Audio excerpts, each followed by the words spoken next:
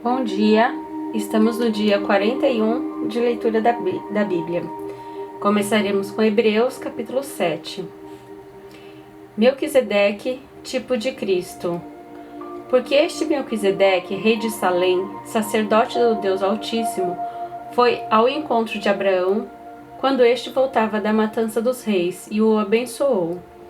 Foi para ele que Abraão separou o dízimo de tudo. Primeiramente, o nome dele significa Rei da Justiça. Depois, também é rei de Salém, ou seja, Rei da Paz. Sem pai, sem mãe, sem genealogia, ele não teve princípio de dias nem fim de existência. Mas, feito semelhante ao Filho de Deus, permanece sacerdote para sempre. O sacerdócio de Cristo é superior ao levítico. Vejam como era grande esse a quem Abraão, patriarca, pagou o dízimo tirado dos melhores despojos. Ora, os que dentre os filhos de Levi recebem o sacerdócio têm ordem, de acordo com a lei, de recolher os dízimos do povo, ou seja, dos seus irmãos, embora estes sejam descendentes de Abraão. Entretanto, aquele cuja genealogia não se inclui entre os filhos de Levi, recebeu o dízimo de Abraão e abençoou aquele que havia recebido as promessas. Evidentemente, não há dúvida de que o inferior é abençoado pelo superior. Aliás, aqui os que recebem dízimo são homens mortais. Porém, ali o dízimo foi recebido por aquele de quem se testifica que vive. E por assim dizer, também Levi, que recebe dízimos, pagou-os na pessoa de Abraão. Porque Levi, por assim dizer, já estava no corpo de seu pai Abraão quando Melquisedeque foi ao encontro deste. O sacerdócio de Cristo é eterno. Portanto, se a perfeição fosse possível por meio do sacerdócio levítico, pois foi com base nele que o povo recebeu a lei, que necessidade haveria ainda de que se levantasse outro sacerdote, segundo a ordem de Melquisedeque e não segundo a ordem de Arão? Pois, quando se muda o sacerdócio, necessariamente muda também a lei. Porque aquele de quem são ditas essas coisas pertence a outra tribo, da qual ninguém prestou serviço diante do altar. Pois é evidente que o nosso Senhor procedeu de Judá, tribo a qual Moisés nunca falou nada a respeito de sacerdócio. E isto é ainda muito mais evidente, quando a semelhança de Melquisedeque surge outro sacerdote, constituído não conforme a lei de mandamento carnal, mas segundo o poder de vida que não tem fim. Porque dele se testifica: você é sacerdote para sempre, segundo a ordem de Melquisedeque. Portanto, por um lado, se revoga a ordenança anterior, por causa de sua fraqueza e inutilidade, pois a lei nunca aperfeiçoou coisa alguma. E por outro lado, se introduz a esperança superior, pela qual nos chegamos a Deus. E isto não se deu sem juramento, porque os outros são feitos sacerdotes sem juramento, mas este foi feito sacerdote com juramento por aquele que lhe disse: o Senhor jurou e não se arrependerá, você é sacerdote para sempre. Por isso mesmo, Jesus se tornou fiador de superior aliança. Ora, os outros são feitos sacerdotes em maior número, porque a morte os impede de continuar. Jesus, no entanto, porque continua para sempre, tem o seu sacerdócio imutável. Por isso, também pode salvar totalmente os que por ele se aproximam de Deus, vivendo sempre para interceder por eles. Porque nos convinha um sumo sacerdote como este, santo, inculpável, não tem necessidade, como os outros sumos sacerdotes, de oferecer sacrifícios todos os dias. Primeiro, por seus próprios pecados, depois pelos do povo, porque fez isto uma vez por todas, quando a si mesmo ofereceu. Porque a lei constituiu homens sujeitos a fraquezas como sumos sacerdotes, mas a palavra do juramento, que foi posterior à lei, constitui o Filho, perfeito para sempre. Êxodo capítulo 3. Deus fala com Moisés. Moisés apacentava o rebanho de Jetro, o seu sogro, sacerdote de Midian, e levando o rebanho para o lado oeste do deserto, chegou a Horebe, o monte de Deus. Ali, o anjo do Senhor lhe apareceu numa chama de fogo no meio de uma sarça. Moisés olhou e eis que a sarça estava em chamas, mas não se consumia. Então disse consigo mesmo: vou até lá para ver essa grande maravilha, porque a sarça não se queima. Quando o Senhor viu que ele se aproximava para ver, Deus do meio da sarça o chamou e disse: Moisés, Moisés! Ele respondeu: eis-me aqui. Deus continuou: não se aproxime, tire as sandálias dos pés, porque o lugar em que você está é a terra santa. Disse mais: eu sou o Deus de seu pai, o Deus de Abraão, o Deus de Isaque e o Deus de Jacó. Moisés escondeu o rosto porque teve medo de olhar para Deus. Então o Senhor continuou: certamente vi a aflição do meu povo, que está no Egito, e ouvi o seu clamor por causa dos seus feitores. Conheço o sofrimento do meu povo.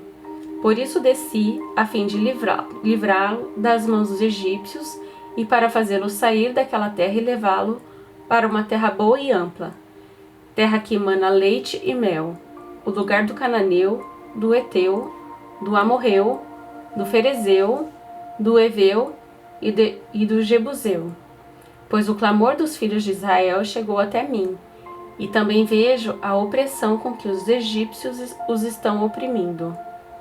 Agora venha, e eu o enviarei a Faraó, para que você tire do Egito o meu povo, os filhos de Israel. Então Moisés perguntou a Deus: quem sou eu para ir a Faraó e tirar do Egito os filhos de Israel? Deus respondeu: eu estarei com você, e este será o sinal de que eu o enviei. Depois que você tiver tirado o povo do Egito, vocês adorarão a Deus neste monte. Moisés disse para Deus: eis que, quando eu for falar com os filhos de Israel e lhes disser: o Deus dos seus pais me enviou a vocês, eles vão perguntar: qual é o nome dele? E então o que lhes direi? Deus disse a Moisés: eu sou o que sou. Disse mais: assim você dirá aos filhos de Israel: eu sou, me enviou a vocês. Deus disse ainda mais a Moisés: assim você dirá aos filhos de Israel: o Senhor, o Deus de seus pais, o Deus de Abraão, o Deus de Isaque e o Deus de Jacó, me enviou a vocês. Este é o meu nome eternamente, e assim serei lembrado de geração em geração. Vá, reúna os anciões de Israel e diga-lhes: o Senhor, o Deus dos seus pais, o Deus de Abraão, o Deus de Isaque e o Deus de Jacó, me apareceu dizendo: em verdade, eu os tenho visitado e visto o que tem sido feito com vocês no Egito.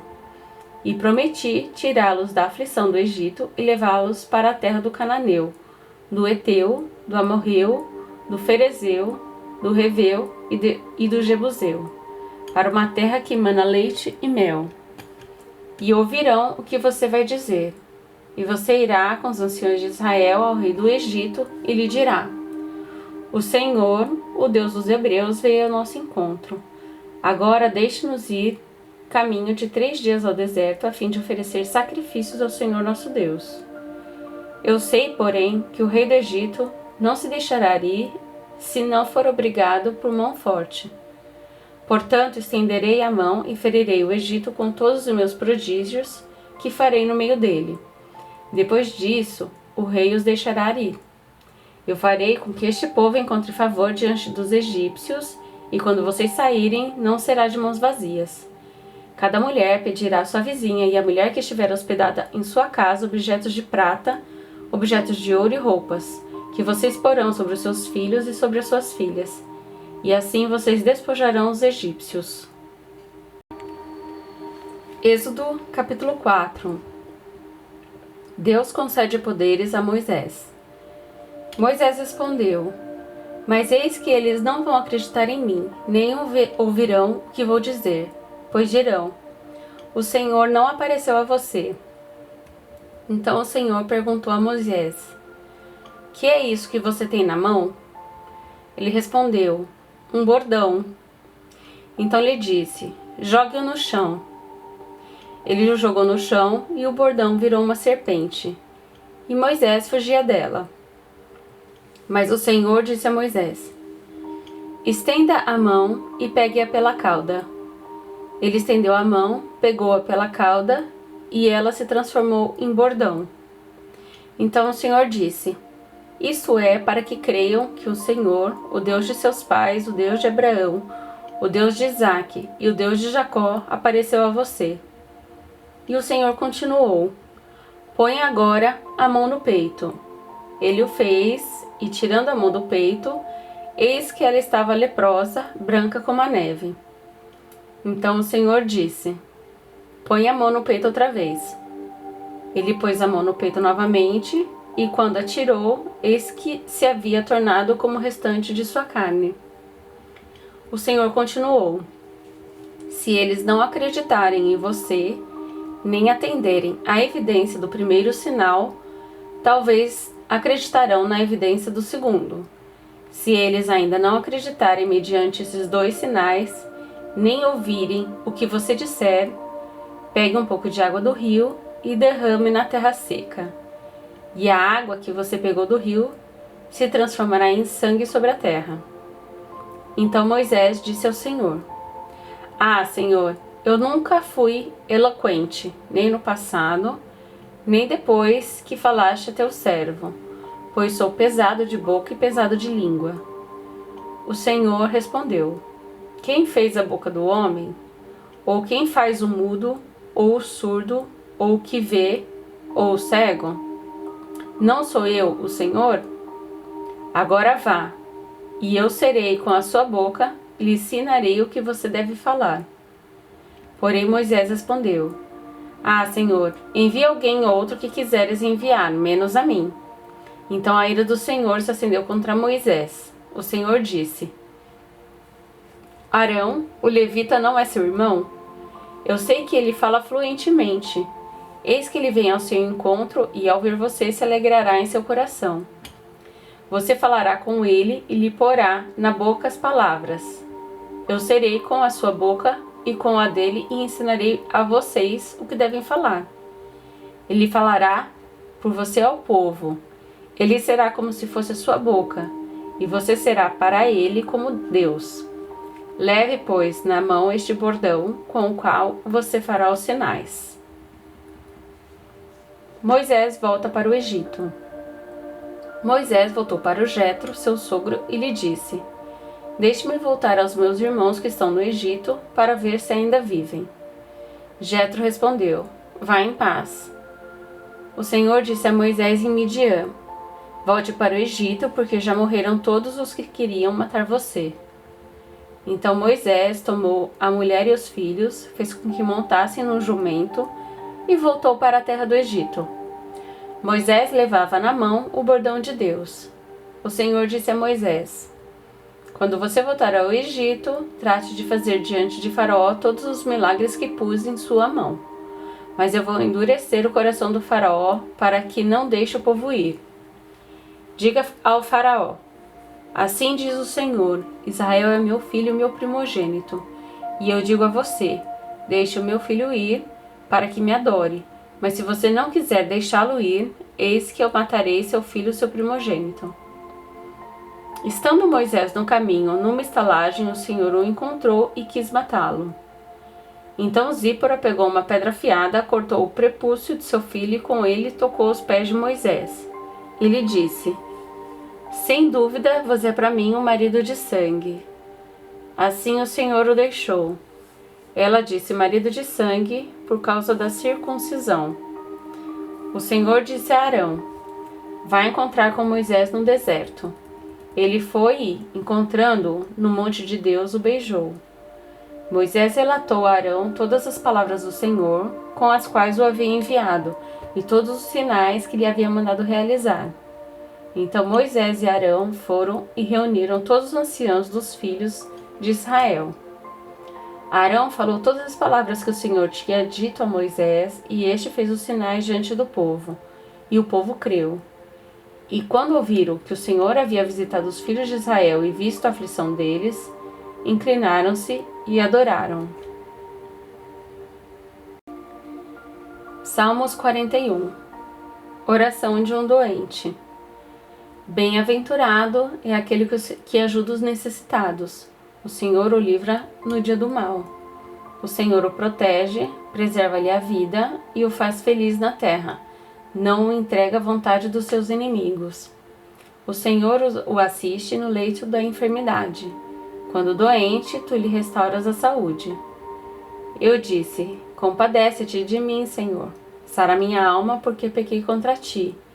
Os meus inimigos falam mal de mim. Quando é que ele vai morrer e ser esquecido? Se algum deles vem me visitar, diz coisas vãs, amontoando maldades no coração. Ao sair, é disso que fala. Todos os que me odeiam se reúnem e ficam cochichando. Pensam pior a respeito de mim, dizendo: foi uma peste que deu nele. E caiu de cama e não vai se levantar mais. Até o meu amigo íntimo, em quem eu confiava, que comia do meu pão, levantou contra mim o seu calcanhar. Tu, porém, Senhor, compadece-te de mim e levanta-me, para que eu lhes pague segundo merecem. Com isto saberei que te agradas de mim, em não triunfar contra mim o meu inimigo. Quanto a mim, tu me sustens na minha integridade e me pões na tua presença para sempre. Bendito seja o Senhor, Deus de Israel, de eternidade a eternidade. Amém e amém.